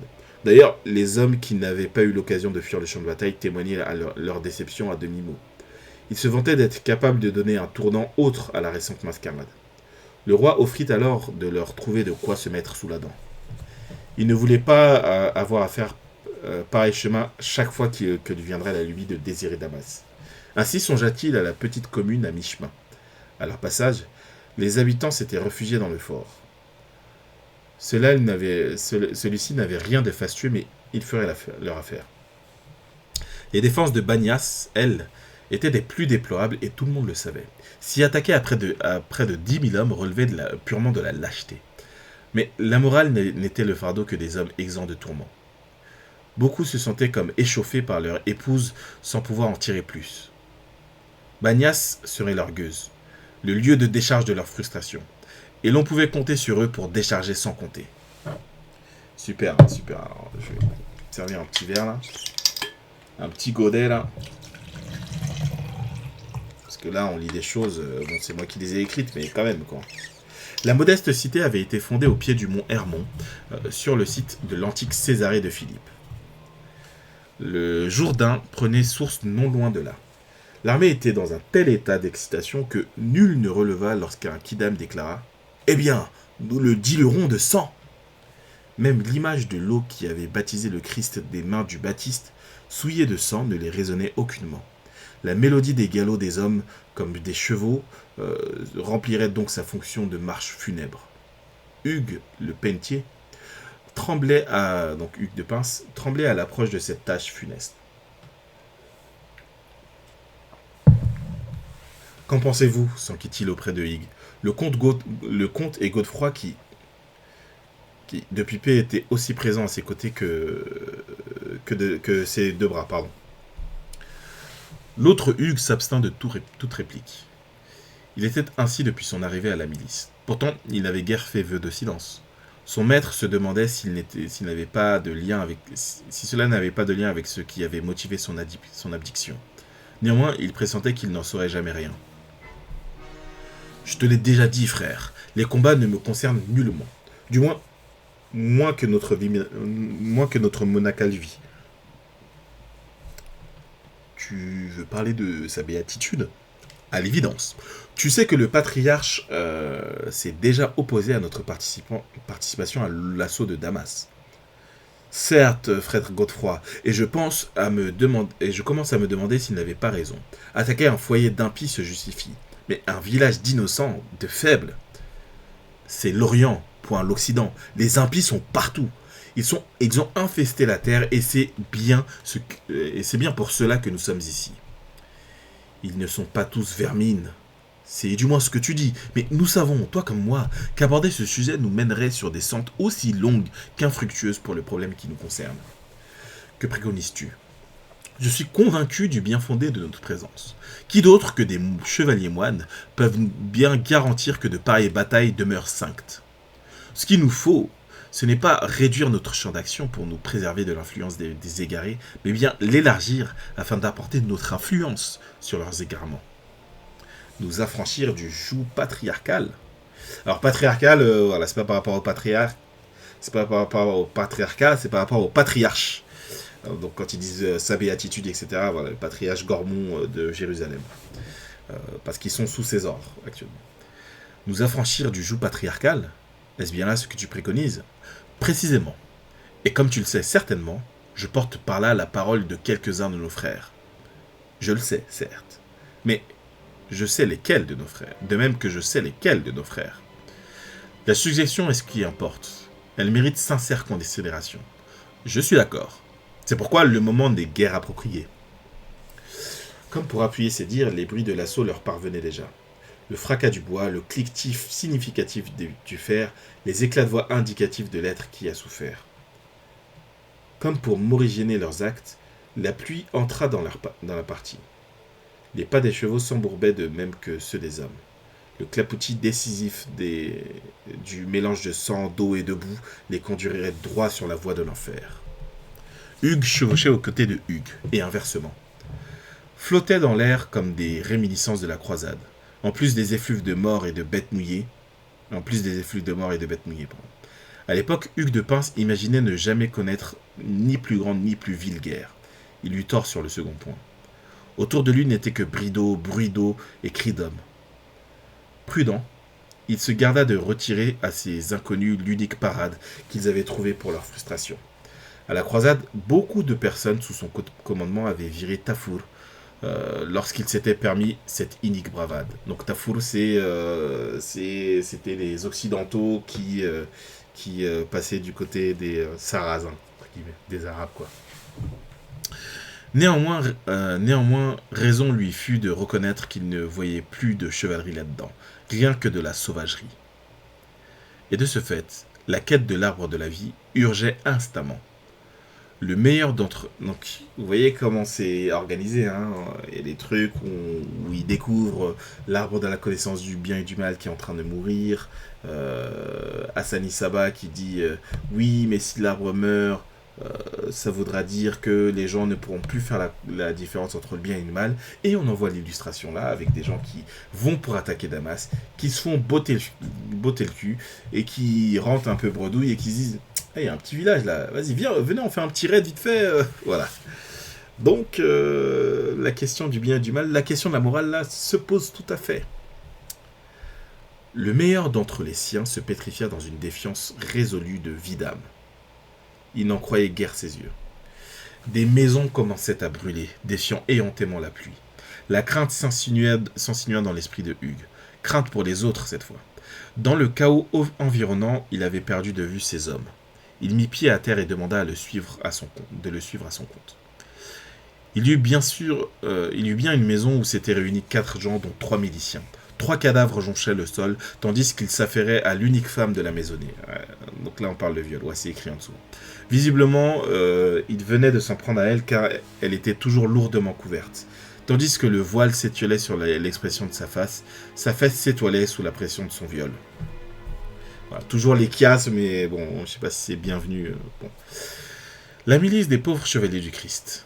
Qu'en restait-il? Ceux qu'ils observaient n'étaient ni pauvres, ni chevaliers, et, le pire, ni honteux. Le Christ. Abritait-il encore ce monde? Il se sentait abandonné à l'instar de ce dernier sur la croix. Sa croix, à lui, était la déchéance de ceux qui se devaient de guider. Jamais il ne les avait guidés à de pareilles pratiques. Ça, il en était convaincu. « Tu vas participer ou rester planté là, du con ?» l'interpella l'étranger. « Quoi ? Non !» fut tout ce qu'il put prononcer. « Alors dégage ta carne avant que je l'embroche. » Quelque chose d'étrange lorsque le soleil et la mort voyageaient ensemble. Une éclaircie perça à travers la pluie. Les environs n'en furent pas plus reluisants pour autant. Tout n'était que transgression plus totale que la précédente. Tout ce monde passait allègrement de l'agression la plus fatale à la régression la plus indéniable. La progression de cette morale de Crotal l'enfonçait dans une dépression sacerdotale. J'essayais des rimes un peu, t'as capté. Les voyant s'asseoir sur les tables de la loi, il crut comprendre ce qu'eût pu ressentir Dieu lorsque Adam et Ève mangèrent du fruit défendu. L'espace d'une seconde, il craignit avoir perdu Hugues. Pendant ce temps, parce qu'il y a Hugues de Pins et Hugues de Champagne, hein, j'espère que vous avez arrivé à suivre là. Donc le il croyait avoir perdu, c'est Hugues de Champagne, et le Hugues en question, c'est... Non, il croyait avoir perdu, c'est Hugues de Pins, pardon, moi-même je m'en mêle. Et le Hugues en question, c'est Hugues de Champagne. Au loin, le comte de Champagne s'approchait d'un milicien s'attaquant à un enfant. Un enfant. Hugues peinait à croire que la connaissance du bien et du mal dépendait à ce point de l'existence de l'arbre. Et pourtant. Le valeureux comte transperça de part en part le malotru. Il avait conservé sa vigueur d'antan, ce qui ne fut pas du goût de tous. « Enfant de salaud !» hurla un autre milicien. Ils les identifiaient à la rouge croix de Malte pâtée peinte sur leur blanc manteau. Godefroy et Hugues approchèrent à leur tour.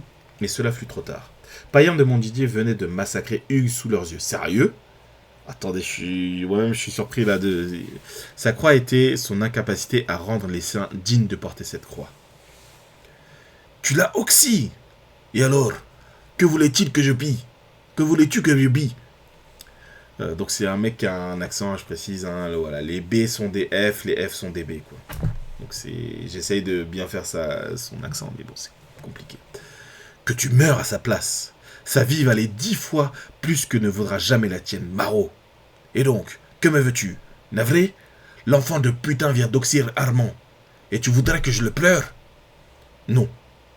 Je t'ai dit que je veux que tu meurs. Ça le démangeait de dégainer. Mais mystérieusement, comme par enchantement, la main de Godefroy sur son épaule l'apaisa. Bien plus que la vue de Payen au-dessus du cadavre de son homonyme ne l'attisait. Combien de fois n'as-tu vu des vilains affâtres, les festres qui s'attaquaient à l'un des leurs? Regarde tout de toi, mon frère. Les combats contre la mécréance sont rudes. Et ce car les Sarrasins sont maîtres est sauvagerie. Dans l'euphorie de la chose. Donc il dit, voilà, les Sarrasins, les Arabes, c'est des sauvages, machin, alors que c'est eux qui rentrent dans un village et qui massacrent tout le monde. Et lui, il trouve ça normal, tu vois, mais gratuitement, vraiment gratuitement. Dans l'euphorie de la chose, que pouvais-je savoir qu'il n'était pas un pawn comme ça, d'une pawn comme ça? Si tu en es à te comparer à des vilains, frère juré païen, alors tu devrais réviser ton jugement sur la sauvagerie d'autrui. C'en était fini. Si la conversation se poursuivait, elle ne serait pas seulement excessivement longue et infructueuse, mais également plus meurtrière que de besoin. Le sang avait suffisamment coulé, et pourtant, il coulait encore.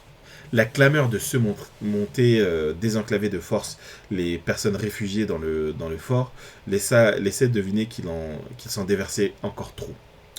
De cela, il ne retira qu'amertume au palais dont le voile de sa fonction de séparation de la bouche et du nez se dévoilait. Ça puait la mort injuste par ici. Les victimes sarrasines avaient la force du nombre, mais Hugues de Champagne se plaçait en tête sur les chaînes de l'iniquité de la mort. Hugues peina à déglutir.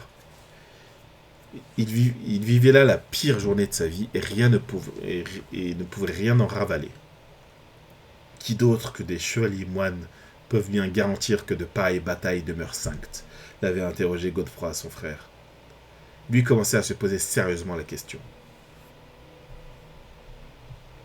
On passe donc au chapitre 25, qui va être le dernier d'aujourd'hui. Voilà, on est à 1h38 de live, voilà, c'est ça, on essaye de tenir un peu du 2h, 2h30 de live. Ok, donc, chapitre 25. Autre devenir et devenir autre. Là, vous sentez que c'est un futur psy qui écrit là. Hein, là le titre, on dirait le titre d'un article psycho. Depuis Damas, la route avait été interminable pour l'équipe numéro 1. Ils étaient mus par la satisfaction. Donc l'équipe numéro 1, c'est les gens qui ont tué, voilà, c'est la team Altaïr, tout ça là. Ils avaient, voilà, les gens qui ont tué le vizir. Ils étaient mus par la satisfaction d'avoir apporté leur petite graine dans le chaos qui s'y implantait. Ils se réjouissaient d'autant plus de porter la nouvelle aux leurs et à leur chef. À la vue des paysages, l'Arabie heureuse les rassurait dans la promesse qu'il constituait d'arriver bientôt. Cela fut d'autant plus lorsqu'ils atteignirent Odeida. De là, la forteresse devenait visible, j'allais dire risible. Leurs esprits ne furent plus les seuls à attester cette arrivée proche. Leurs yeux confirmaient. Tout allait pour le mieux. Néanmoins, Badr eut comme un mauvais pressentiment à l'approche des lieux. Pardon. Il régnait un calme inhabituel. Il en fut d'ailleurs de même à Odeida. À l'évocation de ces inquiétudes, l'équipe pressa le pas, bien que convaincue d'être simplement superstitieuse. Point de garde pour filtrer les entrées, l'inquiétude devint anxiété. Et l'angoisse de menacer à travers la perpétuation de ce silence inusuel. Pardon. Donc ils rentrent dans la forteresse, on n'entend personne, enfin je crois que c'est ça, hein, ils sont dans la forteresse. « Y a quelqu'un » interrogea Shams dans le vide. « C'est l'équipe 1. » Dès l'entrée, des débris s'amoncelaient mais en petite quantité. Des chuchotis inintelligibles parvinrent de la grande salle. Les 5 membres les suivirent, Osman à leur tête. Assaillis de surprise, tous tressaillirent de frayeur. Ici, les débris se faisaient plus gros et plus abondants, et parmi eux chanchaient des cadavres de leurs frères, une bonne dizaine. Une quantité incommensurable quand on savait que l'entraînement des Fidaï leur insufflait l'idée qu'une seule perte était déjà de l'ordre de l'inadmissible. Malgré tout, étant donné la dangerosité des missions qu'ils s'étaient adjugées, la plupart se préparaient à perdre soit la vie, soit un camarade. Mais là, c'était dans leur sein qu'avait frappé la mort. L'inimaginable se surajoutait à l'incommensurable. Qui de leurs ennemis avait pu les atteindre aussi profondément ? « Numéro 1 !» s'écria Ilyas de l'équipe 3 en se levant d'amont. « Si content de vous voir, les numéros 5 ont tué Hassan. »« Quoi ?» n'en crut pas ses oreilles Altaïr. « Impossible !» fit de même Shams. « Traître !» hurla Halim. « Où se muse-t-il ?»« Ici même, » répliqua Sinan. 2 tables avaient été disposées face à face. De l'une avait émergé Ilyas, de l'autre Sinan. À leur suite firent apparition 10 personnes, toutes couvertes de la tête aux pieds. 4 avec Sinan, 6 avec Ilyas. On pourrait croire ce dernier en situation de force, mais si le nombre leur donnait l'avantage, la réputation et le talent de ceux qu'on surnommait les têtes brûlées rééquilibraient cet avantage. Ah, c'est marrant, c'est un peu la Bad Batch de Star Wars, quoi. C'est vraiment l'équipe de Oufdun, quoi. Sinan, est-ce vrai ? S'enquit Altaïr. T'es-tu rendu coupable du meurtre de ce sanctum ? C'est assez ironique, ne trouves-tu pas ? Le créateur détruit par sa propre création. Aux côtés d'Issa et de Dieu lui-même, tous 3 auront pas mal d'expériences communes à partager. Tu es infâme ! Disons que nous avons préféré l'infamie à la famine. Il est fameux que ce lieu devenait fort mal famé. Or, un Fidaï ne doit-il pas se montrer fidèle à sa famille ? Nul n'est plus ta famille ici, tu n'es guère le bienvenu. C'est là que tu fais erreur, car ici, de cette famille, je serai le nouveau père. Sois-le, et je t'oxyrai. Menace. C'est indigne d'un fils. Indigne ? C'est de la sorte que je qualifierais aussi ton acte. Tuer le père est le loisir du fils indigne. N'y aurait-il pas une chance infime que tu y vois le signe d'un acte insigne ? Infâme, voilà tout ce qui est parricide, je te l'ai déjà dit. Et d'indigne, son perpétrateur se double d'être insignifiant. Aussi conseillerais-je à lui comme à ses complices de quitter dans l'immédiat les lieux qui abritent leur ignominie. Je l'entends, Altaïr, et très bien. Seulement, j'aimerais revenir sur cette histoire d'indignité. Certes, il n'est même pas lénifiant de te voir dresser un portrait aussi édifiant. Cela me semble évident. Oui, mais imaginons un instant que quelques fils se voient coupables du meurtre d'un père indigne. User de mal pour faire le bien, est-ce mal ? Tu as l'outrecuidance de tenter de salir le nom d'un mort dont tes mains sont encore chaudes du sang. Ah, car nous ne sommes même pas d'accord là-dessus. N'est-il pas vrai qu'Al-Hassan s'est détourné de notre voie, qu'il s'est égaré plus que de raison ? Mensonge que cela. Il nous a dispersés tant son âme a emprunté des sentes de l'éparpillement. Je lui suis proche depuis bien plus longtemps que n'importe lequel d'entre vous, avec Badr. Alors je sais que c'est entièrement faux. La vérité est simple. Tu ignores totalement l'intégralité de ses plans. Son intelligence surplombe de très haut la tienne. C'est pourquoi tu as tué le seul apte à nous guider. Je vous guiderai, moi. La raison te poussera à te faire mon conseiller, car je reconnais moins connaître notre ancien maître que toi. C'est d'ailleurs pourquoi je suis le plus qualifié à le remplacer. Je risque moins de reproduire ses erreurs. Faux. Et jamais je ne me joindrai à ta vilainie. Ce que je t'ai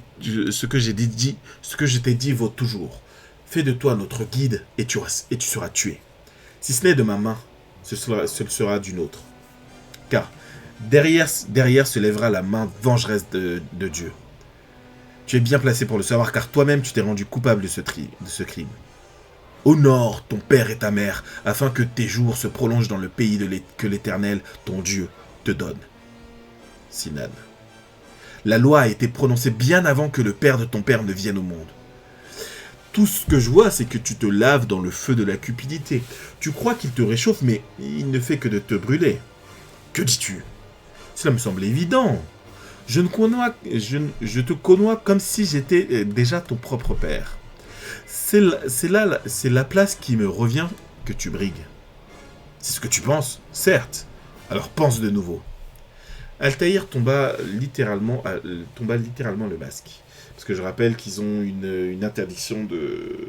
Ils doivent toujours se balader masqués, y compris dans leur propre forteresse et tout. Donc ils connaissent pas forcément les visages les uns des autres. Voilà, ça peut être pratique pour certaines missions, quoi. Une douzaine de paires d'yeux se plissèrent. La pièce obscurcie par les décombres enfumés pénétrait de doute leur vision. Tu es une femme? Étonné? C'est pourtant que je pensais appartenir à la connaissance d'un père. C'est pourtant chose que je pensais appartenir à la connaissance d'un père. Par ailleurs, j'en suis une aussi. Badr avait tombé le masque à son tour, pour laisser apparaître Balkis. Rien de leur lien avec la famille du calife fatimide ne transparaissait, mais leur sexe suffisait à ébahir les personnes en présence, leurs camarades en premier. Alors comme ça, l'équipe numéro 1 est équipe de femmes, et c'est cette engeance que vous voulez comme chef? Et nous ne sommes pas tous des femmes, hein, protesta Haussmann. Certes, femmelettes, mais quelle différence? Ni femmelette, enfoiré. Ah? Et comment nommes-tu des hommes commandés par la molle poigne de femmes sans s'en rendre compte? Je suis curieux. Ouais, le mec, il est en full Zemmour. Hein. Full Zemmour. Le jeune homme garda silence. Puisque les temps sont à la découverte, autant que vous connaissiez le visage de celui qui sera soit votre chef, soit votre meurtrier. C'est stupidité que de rassembler des frères et de leur empêcher de se voir. Une chose qui va changer et qui, comme vous le constatez, a participé de la déchéance des nôtres. Tu mourras avant de te proclamer chef. Pardonne-moi, femme, ton nom m'a échappé en même temps que ton voile. Je suis Sanaa. Eh bien, très chère Sanaa, je te prie de nous laisser régler nos affaires entre hommes. Car il n'y a qu'une chose pour laquelle je puis voir l'utilité d'une femme, et je te garantis qu'elle ne te ravira guère. Ah ouais, menace de viol et compagnie. Hein. Écoutez mes frères, le succès des missions de l'équipe 1-1 prouve que notre présence est loin d'être un poids. Aussi, je vous propose de changer notre fonctionnement. Il est vrai que je suis celle qui fut la plus proche d'Al-Hassan. Je sais donc qu'aucun d'entre vous n'est à la hauteur pour accomplir ce qu'il a accompli. Sinan a tué notre maître, mais il ne veut faire que reproduire ce qui a été ses erreurs, que je ne nie pas. Je suggérerais plutôt que nous soyons dirigés par un conseil. Un conseil? Allons, trêve de galéjade. Temps est venu que vous choisissiez entre la porte et la pique. Ton ami et toi. Et de pique, laisse-moi t'assurer qu'il en est une sur laquelle je t'empalerai avec joie. Elle m'est toute personnelle, si tu vois ce que je veux dire. Ah putain, c'est dégueulasse. Tout le monde voit toujours où tu veux en venir. Tu manques tellement de subtilité que tu ne t'en rends même pas compte. Bien, je prendrai cela pour un refus. Dans ce cas, laissez-moi vous rappeler à tous que si vous êtes 12, moi et mes 4 hommes avons déjà tué plus de la moitié de ce nombre. 3, à vrai dire, rectifia Méziane. Méziane? Oui, Sinan. Méziane. L'idée d'un conseil à notre direction me paraît être la meilleure solution étant donné le crime que nous avons commis. Ce n'est point crime, ce n'est que justice. La justice vise au rassemblement de la communauté. La nôtre n'a semé que la désunion. À nous de faire un pas vers l'union que nous avons brisée. Dément. Sinan réexamina la situation. Il comprit alors que son avantage s'était considérablement amenuisé. Il désira ardemment la place de maître des Fidaï, mais pas au péril de sa vie. « Et qui te dit que nous t'accepterons parmi nous ?» demanda Shams. « Rien. Mais ça ne m'empêche pas de l'espérer. Nous vous quittons pour l'instant, annonça le chef de l'équipe numéro 5. Cependant, la partie n'est qu'à remettre. L'annonce ne devait souffrir réplique. Cela en ferait automatiquement une provocation. De l'huile sur le feu. La dernière chose dont tout un chacun avait besoin entre ces murs. Le groupe des Achichines était passé de 7 à 5 équipes. Durant l'affrontement qui précédait l'arrivée des numéros 1. Désormais, il n'en comptait plus que 3 ennemis, dont une dans la nature. Les têtes brûlées ne s'étaient pas perdues en salutations aussi chronophages qu'inappropriées. Sous le choc, Rabia s'apaisa en fumant. Conscient, c'est les hashichines, hein, voilà, ça fume un peu le hashish, n'est-ce pas? Conscient de ne pas être le seul à en avoir besoin, il en proposa d'abord au chef. Un peu de hache? Saleté de hashish. J'y ai aspiré mes rêves et rêvé mes aspirations. Dès aujourd'hui, nous en finissons avec cette merde. Une des choses dont il nous faut nous débarrasser si nous voulons faire mieux qu'Al-Hassan. Rabia, Jawad et Saïd s'interrogeaient grandement sur leur destination. Mais ils n'osaient perturber le troupe de leur chef. Partout où l'on confondait Hashishin et Assassiyun, cela devait signifier que quelques similitudes existaient entre les deux groupes. Ainsi, après avoir terrassé l'autre Hassan, Sinan opta pour refuge. Alors, attendez, j'ai juste éteindre la musique et Sinan opta pour refuge la forteresse de l'autre Hassan. Donc Sinan et son équipe numéro 5, je crois, si j'ai bien suivi, je sais plus, l'équipe 1 ou l'équipe 5, ils vont à Alamut. Voilà, ils quittent Odaïda et ils vont à Alamut. Et voilà, et on va s'arrêter là pour ce soir. On ne va pas faire le concile de Troyes ce soir. Je vais repasser en facecam.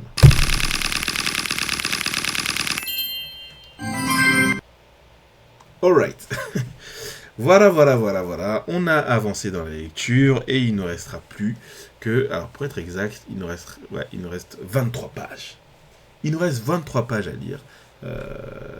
Et tout ça, on le fera et ben, la semaine prochaine, un vendredi prochain à 21h. On se retrouve à nouveau ici pour terminer la lecture. Putain, enfin, on va terminer mon roman. Incroyable.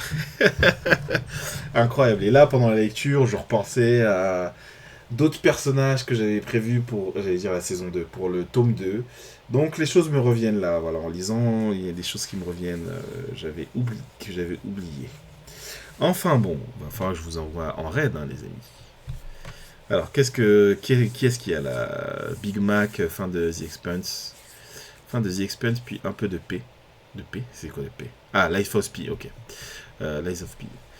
Les lovers et les menteurs, donc télé-réalité, ou alors le stream est là, on fait quoi? Le petit monde de Dahlia. Vous savez quoi? Je vais vous envoyer dans le petit monde de Dahlia. Elle-même se demande ce qu'ils vont faire, donc on va découvrir ça ensemble. Voilà. Monde Dahlia. C'est pas le monde de Dahlia, c'est le monde Dahlia, ok. C'est cool que tu t'es lancé dans ces lectures, ça te remotive pour la suite. Ouais, ça me remotive totalement, sinon je me serais jamais relancé là-dessus. Hein. C'était loin, vraiment, c'est un truc que j'ai écrit il y a 10 ans et tout, où j'aimais bien les histoires, machin, il m'en restait quelque chose, mais c'était très très lointain. Là, c'est plus concret, quoi. Donc, voilà, petit raid chez le monde de Dahlia, on va préparer la suite. Enfin la fin plutôt, voilà, on va mettre la petite musique, voilà, donc on se retrouve là, il est parti de... Ah non, il est pas parti, j'ai mal écrit le raid. On se retrouve là, donc lundi prochain, voilà, le programme de la semaine prochaine, lundi prochain, à la base j'avais prévu de lire les articles écrits par mes profs de la fac, mais il y a une vidéo là qui est sortie sur YouTube, qui est sur... tiens, non, je vais pas vous montrer. Qui est sur, en gros, l'expertise psychiatrique en justice, quoi. Et j'ai trop envie de regarder cette vidéo. Je me dis que ça peut être intéressant en live. En plus, je voulais faire je voulais inviter des gens pour discuter de ça en plateau et tout, sur une émission en plateau. C'est toujours prévu. Mais voilà, du coup, c'est vraiment un sujet qui m'intéresse et tout. Et j'ai trop envie de regarder cette vidéo. Donc, j'attends que de regarder cette vidéo. Donc, on fera les profs, les articles des profs une prochaine fois. Lundi, on regarde ça. Ça dure quasiment 1 heure. Donc, je pense qu'on fera que ça. Et vendredi prochain, on termine mon roman, Le Dieu qui n'a qu'un œil, en sachant que j'ai un autre roman en stock. Un roman que j'ai coécrit, qui est plus de l'heroic fantasy, et que je voudrais lire avec mon co-auteur. Mais bon, voilà. On mettra ça en place, sans doute courant octobre. Voilà. on passera à ça. Bon. En tout cas, voilà, pour l'instant, je vous envoie un raid chez le petit monde, parce que j'ai écrit le petit monde d'Alia. Est-ce que le raid fonctionne? Le raid fonctionne, voilà. Ce fut fort cool. On se retrouve la semaine prochaine, lundi, vendredi à 21h. En attendant, allez vous faire foutre.